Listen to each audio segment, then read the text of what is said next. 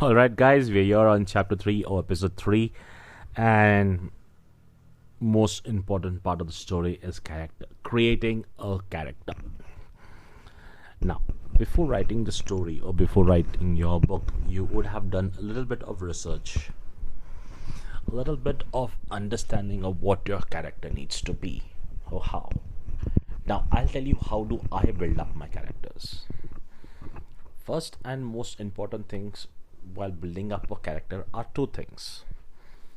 First, look out for characters that surrounds you. Let's say you want a character for your story. Let's say I want an aggressive guy as a hero or as the main lead of my story. I could look around and see in my friend circle, right, if I can find any character who could be very aggressive. Or I could look around my workplace, or I could look around the apartments where I stay to see any neighbor who could be a very aggressive guy, right? And I can start jotting down points and building up the character. One way of doing that. Second way of doing is searching for the character. Now I'll tell you how do you search for a character. Now let's say I want a character who is sweet, or a character who's very humble and very, very ambitious, who wants to do something. And then what I do is I just go out for a walk, or go out to my nearest coffee shop or nearest bakery to eat something, and I try to search for my character.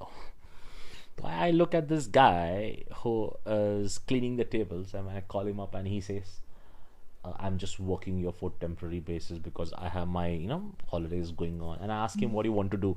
And he says, look, I don't do anything, but then I want to start my own company. Wow. A guy who is not poor but who is very humble, who takes up a job because he's on his holiday, instead of wasting time going out and playing with his friends or getting into bad habits like smoking, drinking, taking drugs and doing all the nonsense. He decides that he would sit and rather work so that he can collect some money and he can own a company, or he can start a company tomorrow. Now, this is what I liked in him, and he becomes the part of my story. So, as I said, two ways. One is you look around yourself whom you know, and second is you search for someone. Now, when I was searching for this particular character, I happened to bump into someone. And this guy was an insurance agent, which you hate because they keep on calling you at odd hours and saying insurance.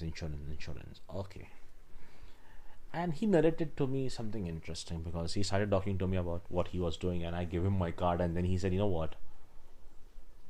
I am an insurance agent, but I have a dream that I would tomorrow have a shop like this, a coffee shop.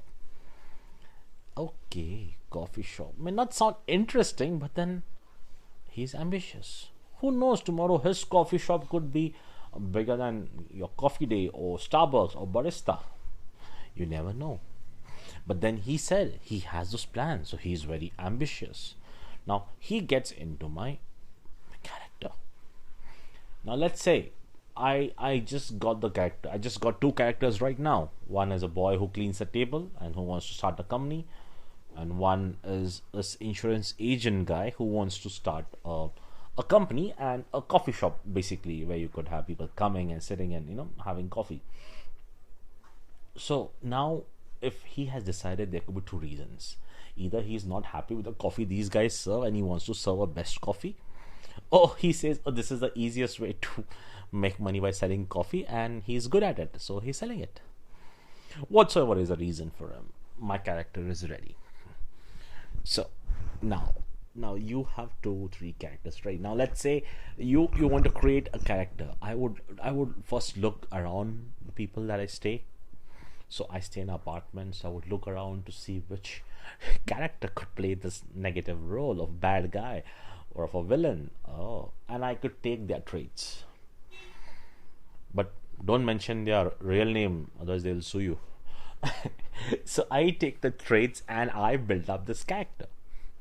So for me, Character building is something that I see, I could feel, I could understand, and he's my character. I don't have fantasy world characters because I want real characters. I want to show the reality of it in my stories. Otherwise, who doesn't want a character like Harry Potter, right? So, yep, I won't prefer a character, but I want someone real. So this is how I do. You could try one of these ways, or you could try both actually. Because I'll tell you why. When you're trying on the first method, oh, this guy is an idiot. Let's not take him as my hero, right? But when you're meeting a new person, you never know he's idiot or a fool or a stupid guy unless you talk to him. And when you talk to him, and if you're a lovely story writer or you are someone who believes in his story, you would try to understand the part of it. You would get to know why this guy is, what is he up to. And this or these characteristics is what's going to make your character very strong, very vibrant. Well, I hope you understood the concept of getting creating characters. Basically, someone, as I said, someone whom you know and someone whom you would go and meet and get to know and make a character. So it's all up to you. You can make your character as creative as possible, or you can make him the rich guy like Christian Grey. You can make him the richest guy, or you can make him a poor guy like Rich Dad and Poor Dad. The poor dad, you could make him poor dad. Whatsoever said and done, it's your character. Make sure your character is best, is catchy, and who makes a mark in your story. I hope you liked it. If you have any queries, you can drop me an email or a text, or you could tweet to me. Thank you. You have a good day.